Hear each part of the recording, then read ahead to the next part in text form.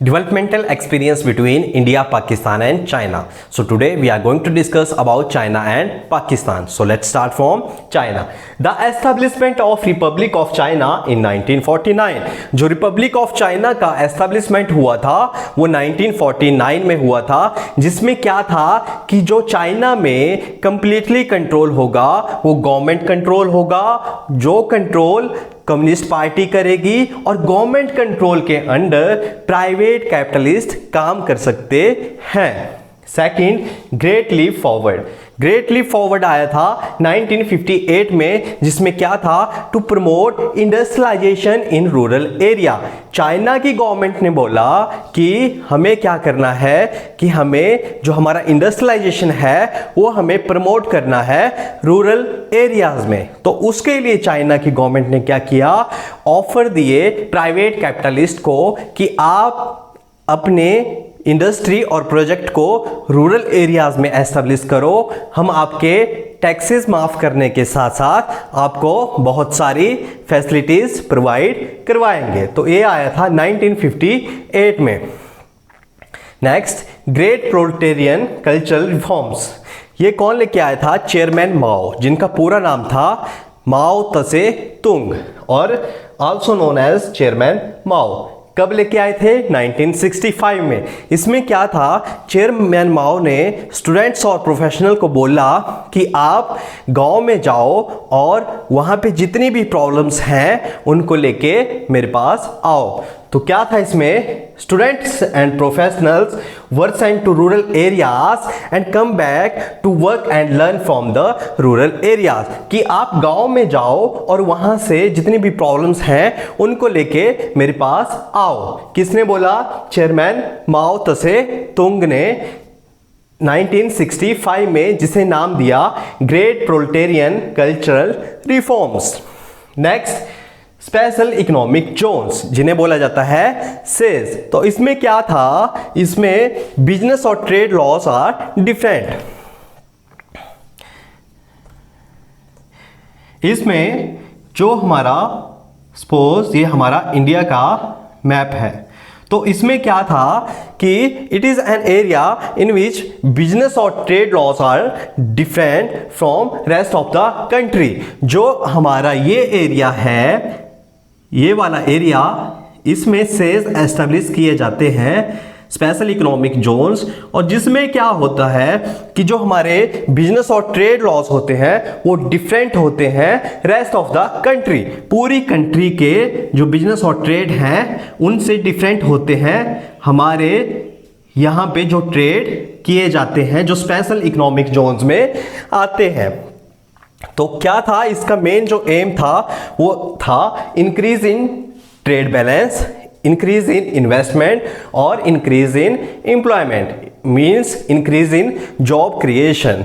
तो इस पे जो मेन फोकस किया था वो किया था किस पे? To increase export. सेल्स में क्या था कि जो एक्सपोर्ट किया जाता था उस पे नो टैक्स, उसमें ना तो एक्साइज ड्यूटी का टैक्स लगता था ना कस्टम ड्यूटी का टैक्स लगता था। तो ये था सेल्स। नेक्स्ट, फॉर्म्स इन, जो फॉर्म्स रिफॉर्म्स इन फेसेस, कौन कौन से फेसेस में रिफॉर्म्स आए थे चाइना में? तो जो फर्स्ट आया था, फर्स्ट फेस में जो रिफॉर्म्स आए थे वो आए थे हमारे एग्रीकल्चर में, फॉरेन ट्रेड में और इन्वेस्टमेंट में। ये तीन जो रिफॉर्म्स आए थे चाइना में, agriculture, foreign trade and investment, ये आए थे हमारे फर्स्ट स्टेज में। सेकेंड फेज में आए थे इंडस्ट्रियलाइजेशन, और चाइना की जो सबसे अच्छी बात रही ये रही कि इन्होंने सबसे पहले स्टार्टिंग किया एग्रीकल्चर से। एग्रीकल्चर से इन्होंने रॉ मटेरियल निकाले, उसके बाद इन्होंने एस्टेब्लिश किया इंडस्ट्रियलाइजेशन, और लास्ट में इन्होंने फोकस किया सर्विस सेक्टर पे। मींस जो चाइना है इसने एक सीक्वेंस वाइज काम किया अपने तीनों सेक्टर में। Next, dual pricing system. अब ये क्या है? ड्यूल प्राइसिंग सिस्टम में क्या था कि फार्मर्स एंड इंडस्ट्रियल यूनिट्स को बोला गया कि आपके पास जितनी भी प्रोडक्शन है जो आप आपस में बेच रहे हैं फार्मर्स और industrial units to sell fix input and output at the price fix by the government. Means आपके पास जितनी भी प्रोडक्शन हुई, सपोज मेरे पास प्रोडक्शन हुई 1000 यूनिट्स की, तो इसमें से जो 800 यूनिट्स है वो किस पे बेचना है? वो बेचना है eight the price fix by the government, जो प्राइस गवर्नमेंट ने फिक्स किया होगा। और जो रेस्ट 200 यूनिट्स है उसको आप कम या ज्यादा में अपने तरीके से बेच सकते हैं। तो क्या था ड्यूल प्राइसिंग सिस्टम कि फार्मर्स एंड इंडस्ट्रियल यूनिट्स को बोला गया कि आपने जो आपका इनपुट एंड आउटपुट है उसको, जो फिक्स इनपुट एंड आउटपुट है उसको आपने एट द किस पे सेल आउट करना है? Eight the price fix by the government. Pakistan independent nation बना था 1947 में और पाकिस्तान ने स्टार्ट किया था मिक्स्ड इकोनॉमी से। Now what is mixed economy? Mixed economy वो इकोनॉमी होती है जहां पे major decision are taken by government sectors.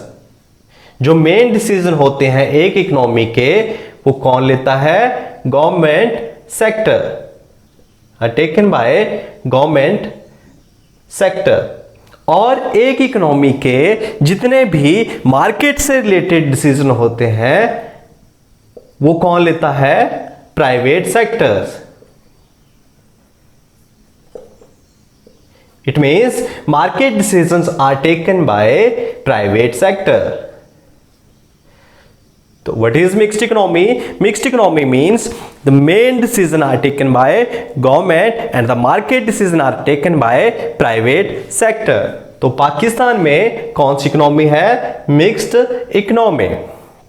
अब बात करें ग्रीन रिवॉल्यूशन, तो ग्रीन रिवॉल्यूशन पाकिस्तान में भी आया था और ग्रीन रिवॉल्यूशन इंडिया में भी आया था।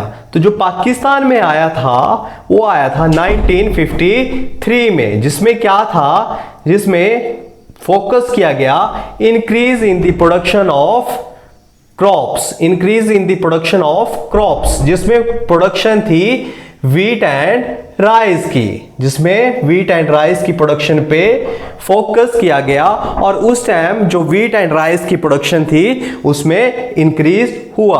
और जो डेवलपमेंटल पॉलिसीज थी, फर्स्ट 5 ईयर प्लान था वो आया था 1956 में। और उस समय इंडिया का फर्स्ट 5 ईयर प्लान एंड हो चुका था जब पाकिस्तान ने अपना फर्स्ट 5 ईयर प्लान लॉन्च किया था। कैपिटल गुड्स इंडस्ट्रीज आई थी 1970 में। What are the capital goods? Capital goods means these are those goods which are used to produce consumer goods. तो ये नेशनलाइज हुई थी 1970 में। और स्ट्रक्चरल रिफॉर्म्स जो हुए थे पाकिस्तान में वो हुए थे 1988 में। जो सबसे पहले स्ट्रक्चरल रिफॉर्म्स हुए थे वो हुए थे चाइना में 1978 में। उसके बाद पाकिस्तान में 1988, इंडिया में 1991 में। तो ये था Pakistan, the developmental strategies of Pakistan. Subscribe to our YouTube channel and press the bell icon to get all the latest videos. Thanks for watching.